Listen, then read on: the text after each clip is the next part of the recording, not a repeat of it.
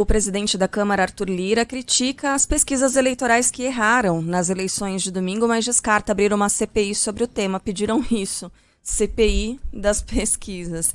Segundo ele, é preciso discutir uma boa legislação para que não haja disparidade e votar no Congresso um projeto para regulamentar os levantamentos. Antes, o líder do governo na Câmara adiantou que pretende apresentar um projeto que prevê punições por erros dos institutos de pesquisa. Fala, Ângelo Sfaier. O deputado federal reeleito pelo Paraná, Ricardo Barros, do PP, deve apresentar nesta semana em Brasília um projeto de lei para punir os institutos de pesquisa que divulgarem levantamentos cujos resultados não confirmem o que for computado nas urnas, além da margem de erro. Em entrevista ao Band News TV, o deputado afirmou que, diante do resultado das urnas confrontado com pesquisas eleitorais, ficaram evidentes grandes discrepâncias. Isso realmente tem prejudicado a decisão do eleitor. Em muitos casos, interfere no resultado, especialmente eleições de segundo turno, que tem ali diferença de 1,5%, 2%. Nós não podemos permitir mais essa impunidade da manipulação da opinião pública. Barros é o líder do governo Bolsonaro na Câmara dos Deputados e foi reeleito com pouco mais de 107 mil votos. Ontem a gente falou bastante sobre isso, não é, Megali e Carla? A gente falou sobre, sim, erros de pesquisas. A gente falou também sobre como pesquisas representam retratos de momento, como elas captam tendências. Ainda assim, não captaram determinadas tendências. O estado de São Paulo é um dos exemplos, Mato Grosso do Sul foi um outro exemplo. A gente pode pensar alguns deles aqui que não foram captados. O sentimento do brasileiro, digamos assim, não foi captado em alguns recortes importantes em alguns estados. Agora, ontem a Dora Kramer falava aqui o quanto se superestima a pesquisa eleitoral, tratando aquilo como algo definitivo, sendo que a sociedade é dinâmica. Então, assim, e o quanto a gente leva a ferro e a fogo aqueles números. E o que valem são os números das urnas, né? Quando você fala de punir um instituto de pesquisa, punir com base em quê?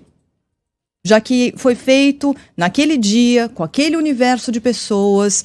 Então, assim, punir com o quê? Qual é o objetivo? CPI para isso?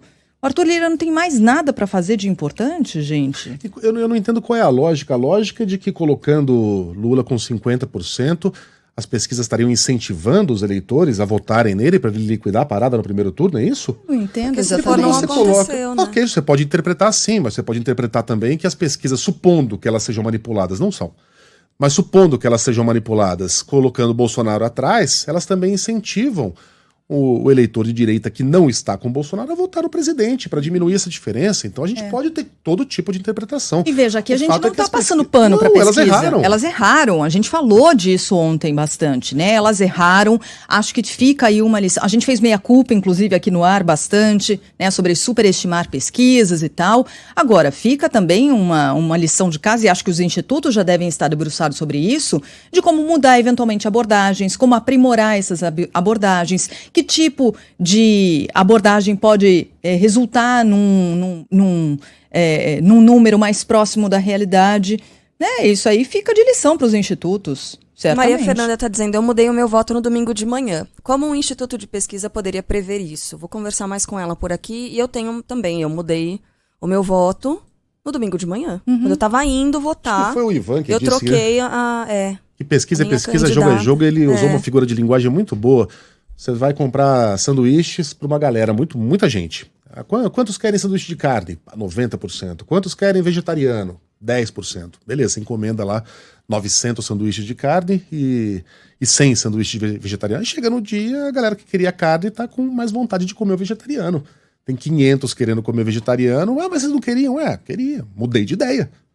O voto muda. É claro que assim, é uma ciência, né? A gente está falando de números, a gente está falando de critérios que são estabelecidos com base em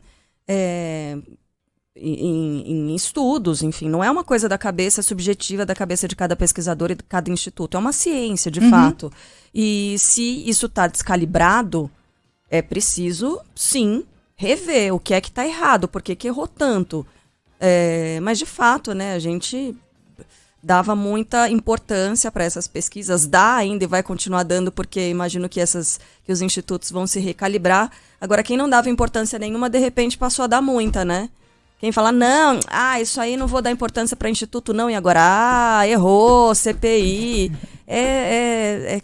As cabeças mudam mesmo, né, Megali? As ideias mudam de um dia para o outro. Mas os erros foram mais, só para terminar aqui, foram muito mais concentrados nos estados, especialmente no Sudeste, e nas eleições secundárias, como para governos estaduais e no Senado, do que para a própria eleição presidencial. Na eleição presidencial, no final das contas, as pesquisas acertaram a votação do Lula. Erraram, mas erraram levando em conta a margem de erro por 3, 4, no máximo 5 pontos a votação de Bolsonaro. Mas esse é um erro também, o desempenho de Bolsonaro. É um erro. Mas não é que você colocou o Ciro à frente de Bolsonaro.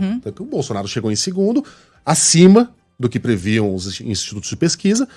Ciro e Tebet, a gente sabia que iam disputar cabeça a cabeça mesmo, e depois viriam os danicos. Assim, foi um erro, claro que foi, mas não foi um erro radical, né, os números que a gente via nas pesquisas em relação ao que a gente viu nas urnas. Isso, de novo, falando da eleição presidencial. Em eleições para o Senado, para governos estaduais, ali sim, tem discrepâncias absurdas que os institutos vão ter que levar em conta para melhorar a qualidade dos resultados apresentados. Gente, que maluquice, né? Que maluquice. Eu sei que, conversando com o Dr. Daniel Barros, ele diz, olha, as pessoas gostam de previsibilidade, né? Porque é que a gente conhece o caminho de casa todos os dias, mas a gente bota no aplicativo, ali bota no Waze. Por quê? Porque é gostoso você ter essa previsibilidade, saber o que você vai encontrar no caminho. Roseli Saião também sempre diz, por que criança ouve tantas vezes a mesma música? É previsibilidade, ela sabe o que vem, ela sabe cantar, então é uma coisa de segurança. E olha a maluquice do que a gente está vivendo desse período, né?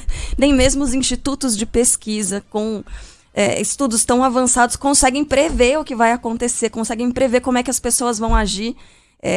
Olha...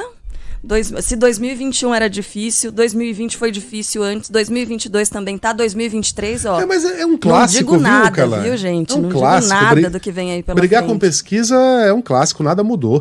Eleição para a Prefeitura de São Paulo em 1985, Fernando Henrique Cardoso era tão favorito contra o Jânio Quadros, mas tão favorito, que ele foi lá e tirou uma fotografia sentado na cadeira de prefeito, no gabinete, antes da eleição. Verdade, teve essa. Aí depois o Jânio ganhou, não tinha segundo turno naquela época, e foi lá e mandou desinfetar a cadeira. Erundina contra Maluf, na eleição de 1988? Não, 89. Bom, por ali. Também eleição para a Prefeitura de São Paulo. Maluf estava disparado na frente em tudo quanto era pesquisa. No dia da eleição, o eleitor mudou de ideia. As pessoas que estavam com outros candidatos, se não me engano, o Suplicy também estava concorrendo nessa eleição, decidiram votar na Erundina. Voto útil. A Erundina venceu aquela eleição a despeito do que diziam todos os institutos de pesquisa.